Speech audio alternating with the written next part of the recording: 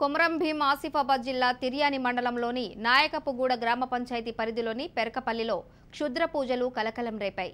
హనుమాన వీధిలో నివసిస్తున్న మంచర్ల లక్ష్మి అనే అంగన్వాడీ ఆయా ఇంటి ముందు గుర్తు తెలియని వ్యక్తులు రంగుతో కూడిన బియ్యాన్ని పోసి అందులో పిండితో చేసిన 2 బొమ్మలను ఉంచి వాటిపై అగరవత్తులు వెలిగించారు. ఇక బాధితురాలు పోలీసులకు ఫిర్యాదు చేసింది. అందరి ఇళ్ళలో పెట్టుకుంటా వచ్చిండ్రు. మా ఇళ్ళల్లో మా అందరి ఇళ్ళలో పెట్టుకుంటా వచ్చిండ్రు.